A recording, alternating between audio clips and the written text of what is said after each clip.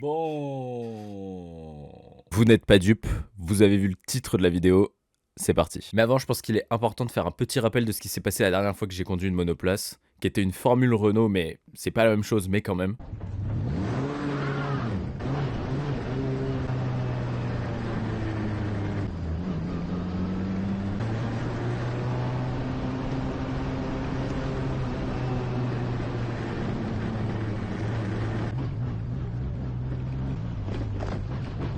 Aïe aïe aïe, c'est terrible ce que je suis en train de regarder là. Bon, j'ai fait une compilation des fails, mais on se rappelle quand même qu'il y avait du bon. Pour un débutant, il y avait quand même du bon. Là, j'ai fait une compile du pire parce qu'il fallait quand même que je le montre, mais il y avait eu du bon.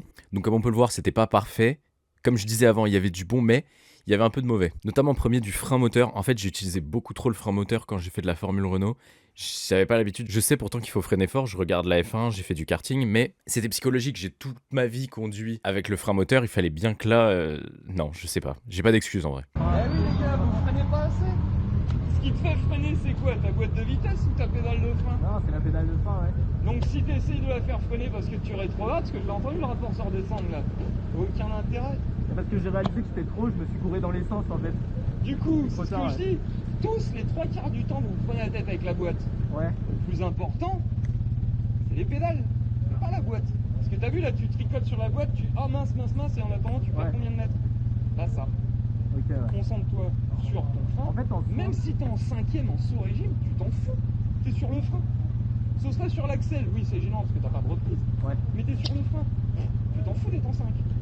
Ok, c'est vrai. Il y a un deuxième truc dont on se rend pas vraiment compte à l'écran, mais dont moi je me souviens. J'osais pas réaccélérer si c'était pas une parfaite ligne droite. Paraît logique parce qu'on n'accélère pas dans un virage. Mais moi c'était vraiment très saccadé. Je me souviens, je faisais vraiment. Enfin, dans ma tête, il y avait un peu un décompte quoi. J'arrivais, je freine, je lâche, je tourne, je reviens, je réaccélère. Alors qu'en vrai, on peut commencer à réaccélérer en fin de virage. Et quand bien même on attend que les roues soient vraiment parfaitement droites, je suis pas obligé de compter, de laisser un temps pour chaque chose. Vraiment, j'aurais pu prendre un peu moins de temps à ce niveau-là.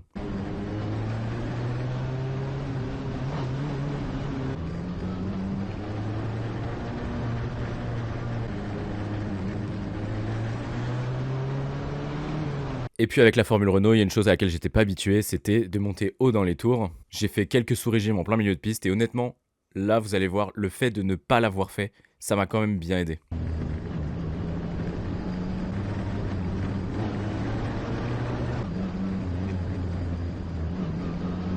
Après, comme je disais, il n'y a pas eu que du mauvais la dernière fois, hein.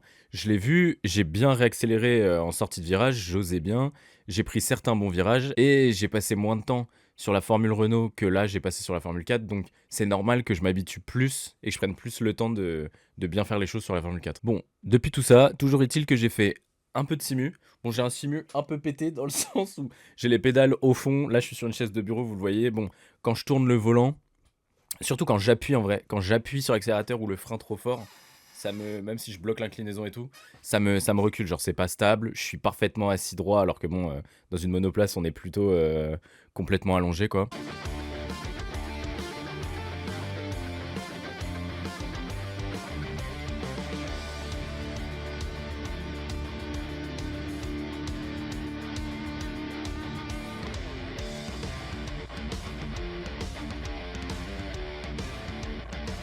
J'ai fait un peu de simu au Havre aussi.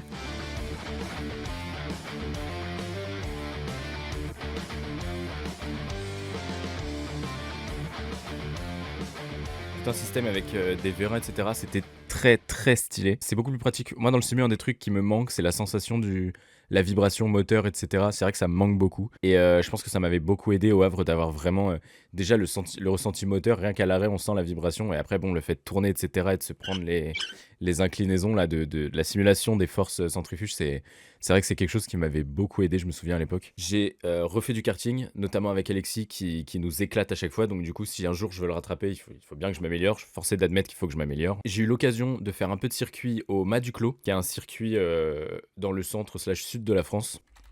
Ouais, il est bien centre, hein. Il est plus centre que sud quand même. Je suis un peu une merde.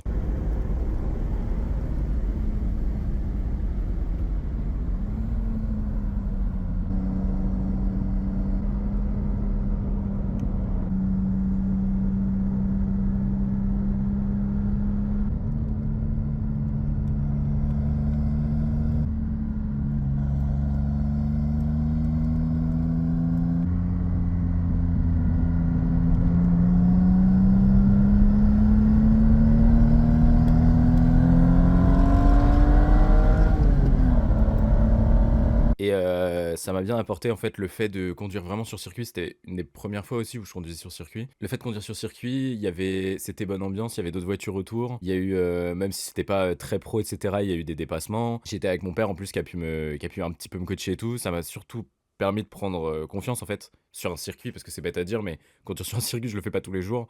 Donc conduire sur un circuit avec d'autres voitures, une voiture un peu plus puissante que ce que je conduis d'habitude, etc. Ça m'a aidé. Ça m'a vraiment aidé, surtout à prendre en confiance. En fait, c'est énormément ça. En fait, c'est la pratique qui aide au final. Et cet été, dernièrement, avec Steven, on a pu essayer des cartes Subaru qui sont des cartes de compétition. C'était ultra stylé, mais c'est vrai que c'est pareil. Le fait de devoir apprendre le frein, parce que le frein, bah, il est froid au début. Le fait de devoir apprendre à chauffer les freins, à chauffer les pneus, à faire attention dans les premiers tours, les hot laps, etc. Le fait de voir que la voiture est puissante, de se donner de plus en plus, d'essayer de dépasser de plus en plus son score, ce qu'on fait déjà en karting de base. Mais là, avec un kart qui était encore plus puissant, on est près du sol, etc. Voilà, c'est vraiment des expériences qui m'ont aidé, je pense, à prendre en confiance, à m'améliorer sur circuit, etc. Donc tout ça a fait que, a priori, j'estime quand même avoir beaucoup mieux fait cette fois-ci que la dernière fois en Formule Renault. Mais on va pouvoir en juger par la suite. Et donc maintenant, place à la Formule 4.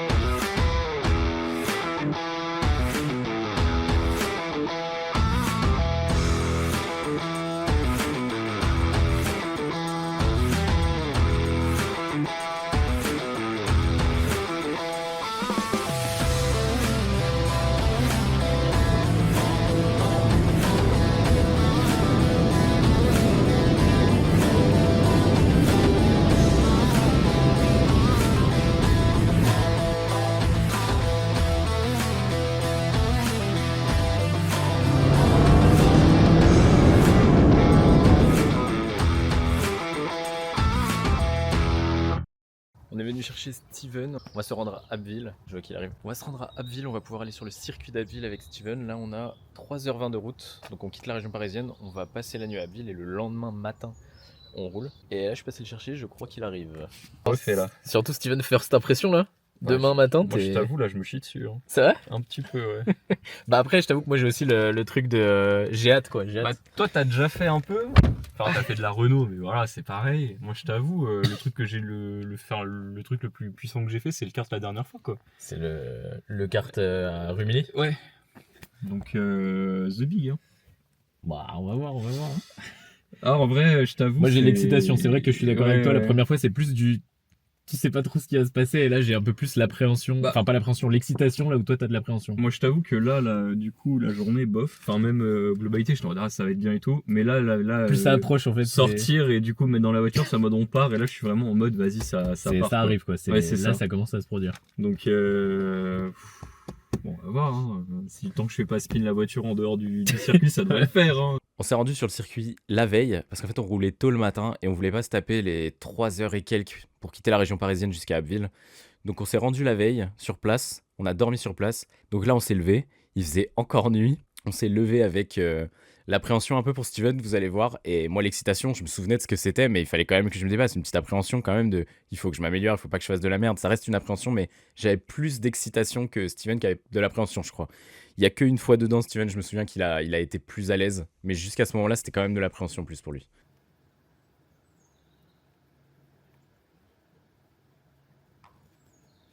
Il y avait une bouteille d'eau? Oui, incroyable. Je vais la dégommer, mec. Je vais lui pisser dessus pendant le classe. C'est ce que j'allais dire après. Est-ce que du coup il y a un vrai intérêt à la vider maintenant? Et peut-être après quand on aura fait l'effort, tu vois. Moi par contre je vais boire, hein, je meurs de soif. Ouais, je vais boire un peu aussi quand même. Après l'eau c'est important parce que t'en as besoin pour... De toute façon, on va transpirer beaucoup, donc faut qu'on boive. 7h20, je pense qu'on roule pas d'ici. Je pense qu'on roule en vrai. 9h. On roule pas avant 9h, ouais. Parce qu'on va arriver, ils vont déjà nous faire le brief de baiser. T'arrives, il y a des tenues. T'arrives, il faut qu'il t'enregistre. Pourquoi le brief, puis la tenue, puis le tour, puis on roule. Nous, on a eu la tenue avant. On a fait tenue parce que du coup, il faut qu'ils voient si ça te va, si ça te va pas et tout machin, s'ils en ont plusieurs ou pas. Après, t'as le briefing, donc briefing sécurité, trajectoire, sensibilisation, etc. Après, on a le tour en van, si je dis pas de conneries, c'est 2 tours. Donc le premier, il te montre comment faire et tout. Le deuxième, il le refait un peu plus énergique et puis il te montre où passer, etc. Et après, on roule. Mon rêve qui s'éclate avec le van. Il y a un mec de 300 kilos dans le van, ça le fait chasser, il se retourne. Ça dépendrait de combien il y a de monde. Je sais pas, j'arrive pas à estimer s'il y aura du monde ou pas. Bon alors mec, je l'ai fait hier, je l'ai fait maintenant à 1h30 de roulage. Ça se sent comment là? Ah oui, bah on est là, hein. Ça chie doucement dessus. Non, bah. Moi, J'ai hâte, mais ouais, il y a l'appréhension de. Voilà, hein, c'est. On va devenir un pilote, quoi. Donc on est arrivé, il y a eu tout le côté administratif à remplir, et ensuite on a dû trouver les tenues, choisir les tenues. Donc les tenues, on parle de combinaison inifugée, on parle de gants, on parle de cagoule, on parle de bottines, parce que les pédales sont extrêmement proches et fines surtout, et elles sont extrêmement proches l'une de l'autre, donc il faut vraiment bien que les chaussures soient pas trop larges en fait, qu'il n'y ait pas de bottes ou de trucs, que ça rentre pas en contact, qu'elles soient vraiment très fines pour pouvoir appuyer précisément sur les pédales. Heureusement, j'ai pris un taille gros fiac, j'ai pris taille L moi. Le petit cul de Steven est rentré dans une tenue M. Et encore, tu disais c'était un peu serré. Après, Et plus tard, ça c'était après le briefing, et plus tard après le briefing, le casque. Il a fallu choisir le casque. Et on a aussi, vous allez sûrement voir après, un Hans. En fait, c'est une sorte d'armature, une sorte de hache en fait en métal, qu'on vient glisser sous le harnais et qui tient le casque par derrière. Ce qui fait que quand on freine fort, qu'on accélère fort, ou même en cas de choc, etc., la tête peut pas trop se balader parce qu'avec les petites ficelles, les petits harnais, parce que c'est quand même relativement costaud, qui tiennent du Hans jusqu'au casque, on peut pas trop bouger la tête en fait. Vous allez voir aussi qu'on tourne pas complètement la tête comme ça. C'est déjà pas possible, je pense, au vu de la largeur du cockpit, mais surtout, vu qu'on a le Hans qui nous tient, on peut pas complètement tourner la tête. C'est aussi ce qui rend la monoplace moins contrôlable, enfin avec moins d'angle de vue, elle est même plus contrôlable qu'une voiture je pense, mais qui réduit notre champ de vision, c'est qu'on peut pas regarder complètement sur le côté. Donc si quelqu'un arrive à notre niveau, on le voit que dans notre champ de vision périphérique quoi. On a eu le briefing, donc le briefing c'était sécurité, qu'est-ce qu'il faut faire pour être en sécurité, le plus en sécurité possible sur un circuit. C'était comment conduire, parce que certaines personnes n'avaient jamais conduit sur circuit, et tout ce qui est frein dégressif, les trajectoires, potentiellement, parce qu'il y avait un léger risque, mais il y avait un risque potentiellement comment on fait sous la pluie. C'était comprendre un minimum la monoplace, le système de palette, etc. pour ceux qui ne l'ont jamais fait. C'était la répartition des poids, c'était plein de choses techniques, mais de base. On n'est pas des pilotes professionnels, en tout cas pour le moment. Donc on n'est pas amené à faire tous les cours théoriques qui prennent normalement des heures, des jours, des semaines à apprendre. Là, ça a été les bases pour pouvoir conduire et être en sécurité.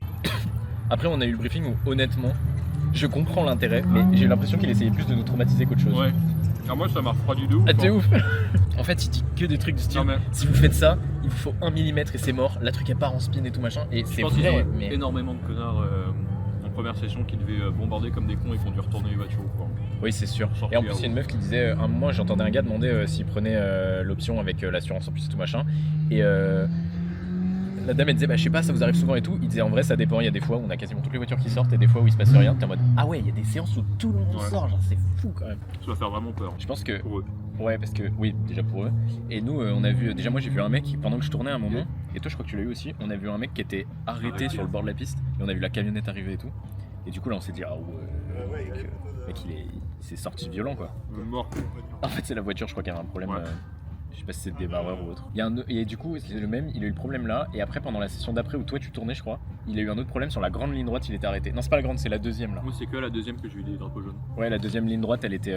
Il était la arrêté. deuxième session. Première session, oui. j'ai rien eu. Oui, non. Ta deuxième session, lui, il s'est arrêté une deuxième fois. Ouais. Et là, ils sont venus le chercher en camion, ils ont ramené la voiture.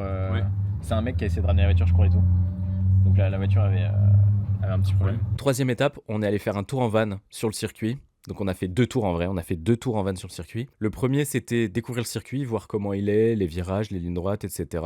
C'était beaucoup ça. C'était voir commencer d'accélérer et de freiner sur le circuit, se rendre compte un peu de la largeur, des distances, etc. Parce que c'est pas du tout les mêmes quand on va à 150 que quand on va à 50 sur le circuit. Et le deuxième tour c'était un peu plus prise de confiance, voir si on a retenu, nous montrer où est-ce qu'on peut prendre des repères, où est-ce qu'on doit essayer de se repérer pour braquer, pour freiner, pour accélérer, etc. Donc globalement, le circuit d'Abbeville, c'est la sortie des stands. Après, il y a un virage léger sur la droite. On enchaîne avec une relativement grande ligne droite comparée à la taille du circuit. Ensuite, une épingle à droite. Virage léger gauche. On a une sorte de S qui fait un droite-gauche. Beau S. Ensuite, petite ligne droite. Virage gauche-droite. Il y a un grand virage à gauche. Une épingle sur la droite. un virage à droite qui est complètement angle droit, et puis là c'est la très grande ligne droite donc qui est devant les stands, soit on rentre soit on continue, et on réenchaîne avec un deuxième tour. Donc là on est revenu, une fois sorti du van il faut choisir les casques, donc comme je disais la taille adaptée etc. Et là il faut s'installer dans la voiture, on regarde un peu comment s'installer, on ajuste un petit peu avec des mousses etc.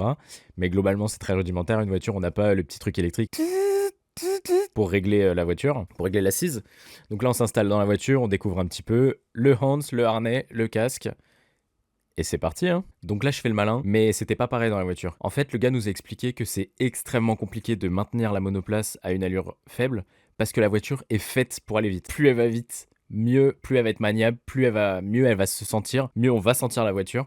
La voiture n'est pas faite pour aller lentement. C'est-à-dire que la range d'embrayage et la range d'accélérateur pour que la voiture aille parfaitement droite, sans vibrer, sans aucun à-coup, sans mal être piloté, je sais pas comment dire, il est extrêmement faible. Au début, je crois que la moitié des participants ont calé au tout premier truc, quoi, quand on a démarré. Donc ils redémarrent les voitures, et là, quand on s'est rendu compte que c'était vraiment très compliqué, on a tous fait plus attention, et là, on a réussi à mieux partir. Il y a un des gars qui a donné une astuce à Steven, je crois, il lui a dit qu'il faudrait qu'il essaie d'accélérer, de passer très vite la seconde. Donc après avoir calé une ou deux fois, on sort des stands. J'adore, putain. C'est pas moi qui conduis, c'est elle qui m'autorise à partir en balade.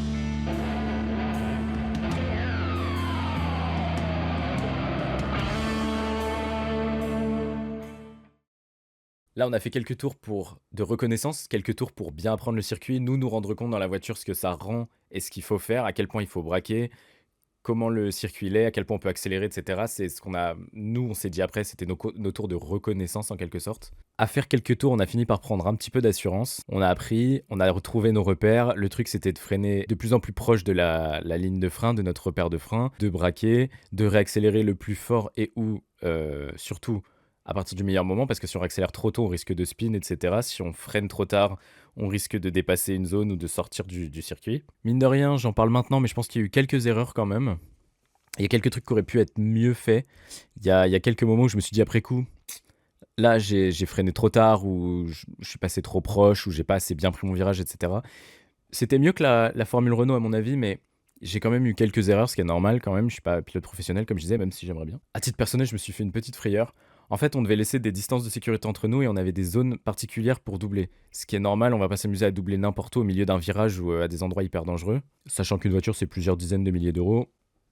On se maintient quand même. Donc on devait laisser une distance de sécurité et en fait, à un endroit, je réaccélère. Donc il y a la très grande ligne droite des stands, il y a un virage, il y a une autre ligne droite qui est beaucoup moins violente que ça, le virage, genre, mais je sais pas pourquoi.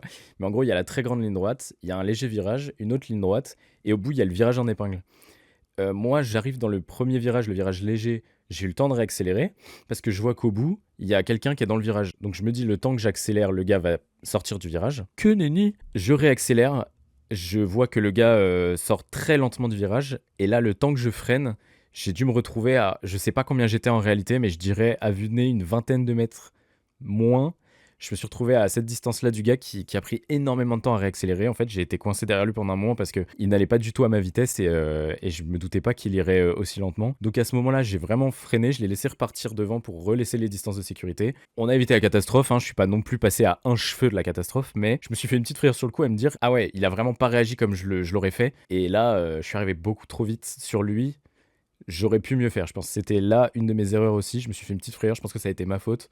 J'aurais pu voir qu'il réaccélérait pas aussi fort que ce que je pensais. Et donc, du coup, passer la reconnaissance, les quelques frayeurs, bon, c'était bien plus tard. C'était vers la fin, la petite frayeur, mais les quelques frayeurs qu'on s'est faites, on a pris de l'assurance, de la confiance. C'est parti.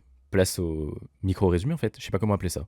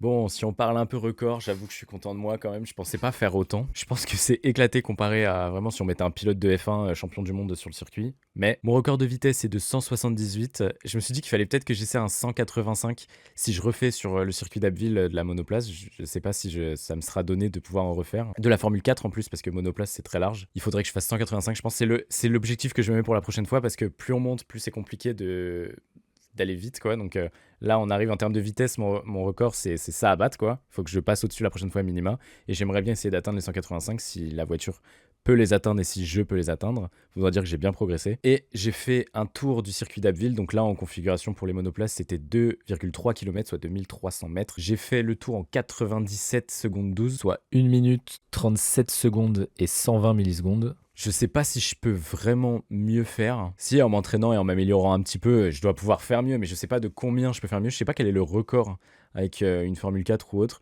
Même si bon, on n'est pas là pour entrer dans la légende tout de suite, je pense, mais je dois pouvoir battre mon propre record. Bon alors Steven, alors pour moi c'est ce que je disais, c'est que c'est beaucoup moins impressionnant dans le sens de...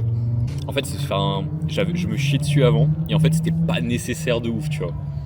C'est l'appréhension de la première fois, c'était normal. C'est ça, en fait c'est moins impressionnant dans le sens où en fait c'est beaucoup plus facile à prendre en main que ce que je pensais, mais c'est beaucoup plus impressionnant dans le bruit, la sensation, de vitesse, dans les virages, etc. Tu vois.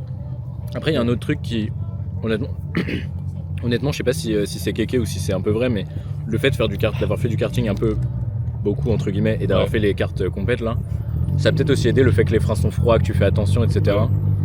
En vrai moi ça va, dès le début elle freinait bien. Oui moi aussi. Parce que du coup elles ont tourné avant, donc heureusement, mais c'est pas comme le Subaru, il nous a dit globalement vous aurez pas de frein, on a rigolé et il y avait pas de frein. Et il y avait vraiment rien. Ah, ça va, genre tu sens que bon ça freinait beaucoup moins bien qu'à la fin, mais au début ça freinait quand même quoi. Je veux dire, j'ai pas enculé le frein pour m'arrêter de 2 cm, tu vois. Donc non, mieux que ce que je pensais en termes de sensation. Et moins pire que ce que je pensais en termes de au bordel qu'est-ce que je fais là, tu vois. Donc non, archi bénéf, et bon si on trouve des trucs un peu des mêmes prix, je trouve. Bah faudra qu'on essaye d'en refaire. Faudra qu'on essaye d'autres types aussi, peut-être de voitures ou d'autres trucs, mais moi je suis ultra chaud d'en refaire. F3 j'ai regardé. F2. F3, F2, F1 faut des cas particuliers, faut des invitations d'écurie ou des trucs comme ça quoi. F3 aussi ?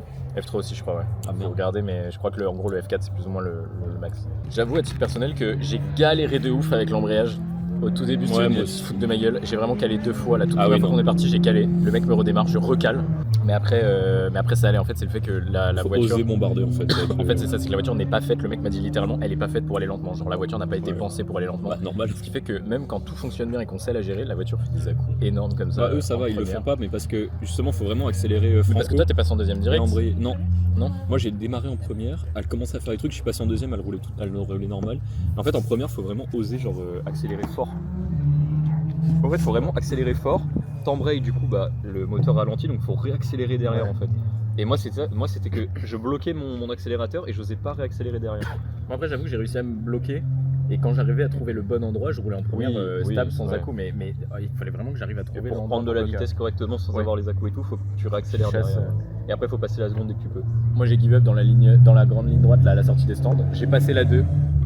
J'ai pas pied planché, mais j'ai remis genre la moitié de l'accélérateur et juste attendu. Elle a fait des à-coups jusqu'à devenir assez Ouais. stabilisée. Après c'est pas Le grave. mec, il m'a dit, bah, de toute façon, C'est pas grave. voilà. De toute façon ils l'ont dit, hein, c'est pas des à-coups, peu importe ce que tu Oui, fais. c'est fait pour. globalement. Mais moi, la première session, j'avais vraiment peur de péter la boîte parce que Ouais, moi aussi. quand t'es hyper haut en régime, tu passes tes palettes, il n'y a aucun à-coup, rien. Quand t'es bas, enfin quand tu rétrogrades, à chaque fois, peu importe si t'es au bon régime moteur ou pas, t'as l'à-coup. Et parce jusqu'à la qu'elle fin, gagne là- en puissance, donc forcément ça Non, c'est parce te- que t'as le. Il disait que t'as ça, mais t'as un truc, c'est un rebooster ou je sais pas quoi, genre il te remet au bon régime, ce qui fait que si t'es trop ou trop bas, il force la descente ou il force la montée.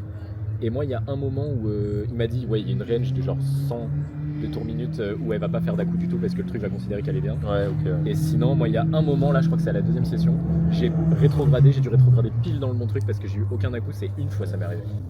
Mais j'ai bien sué en tout cas, là je sens que j'ai les Et c'est aisselles bien fou trempées. à quel point tu te dis, ouais, c'était pas si sportif que ça, et tu fais comme ça, tu sens que t'as des auréoles de baiser et tout, genre.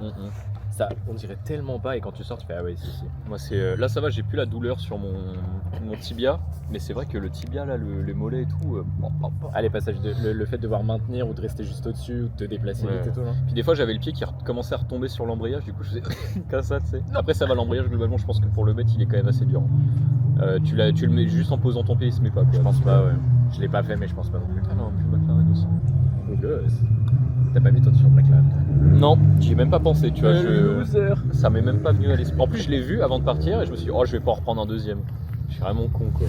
Mais non, franchement, Agréable surprise. ça va Moi, être j'ai dur de retomber. Après, le karting, c'est vachement différent quand même. Ouais, mais pour avoir eu, moi, du passage de la Formule Renault au karting, j'ai eu l'impression mais de me faire chier. Alors, Genre, quand il était à pleine balle dans la ligne droite à Osweiler, là, je me disais vraiment, genre, ah ouais, là, je suis au max. Genre, j'avais le temps de me poser cette question, alors Ouais. que, enfin, je pense qu'honnêtement, non, c'est pas ça. Après, le karting, le truc, c'est que c'est très différent comme conduite parce que Ouais. t'es beaucoup plus libre. en conduite, c'est beaucoup plus. Donc, tu t'amuses, mais d'une façon différente. Là, tu t'amuses juste en mode. La ligne droite, globalement, tu bombardes dedans. Après, bon, moi, les virages, j'ai pas fait comme je voulais parce que voilà. Mais... Ouais, il y a juste du coup, ce matin, on a mangé une petite madeleine en se disant, oh, ça va aller et tout. Oh, je crève la Ah, dalle. de ouf. Et je suis sorti de la voiture.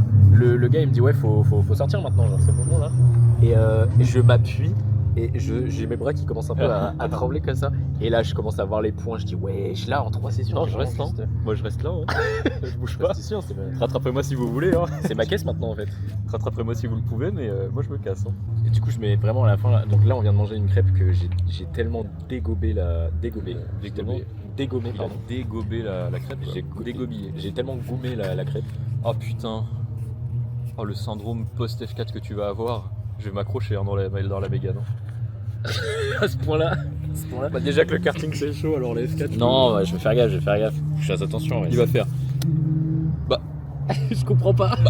J'arrive pas à. Pourquoi je fais des gros appels de phare? Je comprends pas.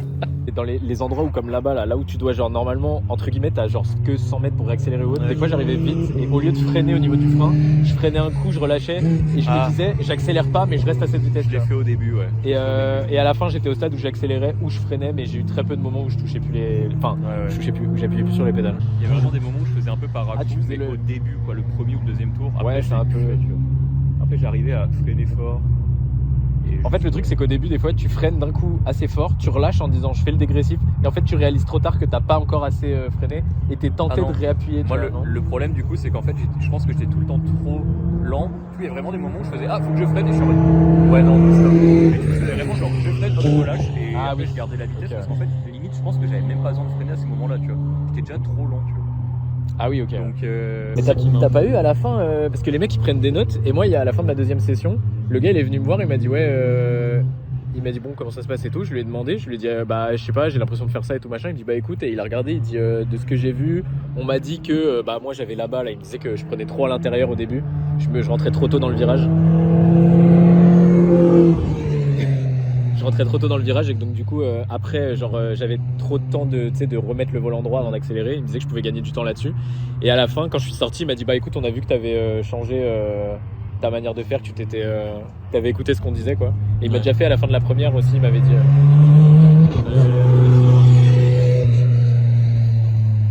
ouais là au début bon c'est la sortie, c'est normal. Bon, séance terminée, j'ai surkiffé ça, franchement j'ai adoré. Là on pense déjà avec Steven, est-ce qu'on va pouvoir en faire, est-ce que ça nous sera donné de pouvoir en faire, on regarde quel circuit on pourrait faire. Je crois qu'on est tous les deux accros. En plus, comme je disais avant, on a tous les deux un peu nos records en tête qu'on aimerait battre, qu'on aimerait s'améliorer, etc. Peut-être la prochaine fois y aller avec d'autres potes, si d'autres potes veulent en faire avec nous, si on peut leur faire découvrir, s'ils peuvent avoir cette chance d'essayer ce genre d'expérience. Pour moi c'était complètement incroyable, j'ai adoré. Je peux ajouter un circuit à ma collection des circuits sur lesquels je suis allé, sur lesquels j'ai conduit. Et voilà, pourquoi pas en refaire un jour si j'ai l'occasion. J'adorerais.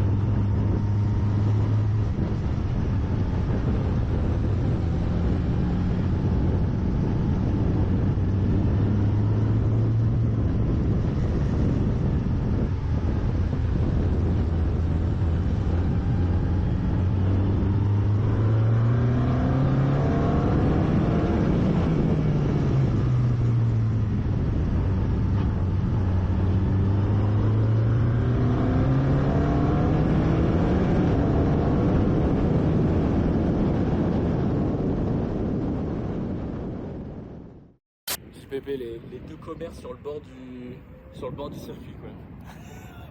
On les regarde, on fait des commentaires à chaque fois qu'une voiture passe. Les deux grands-mères. Ah moi j'aurais pas fait comme ça, ah moi j'aurais freiné plus tôt. Ah non mais moi à cet endroit là j'accélérais toujours. Et donc maintenant on passe à l'F4.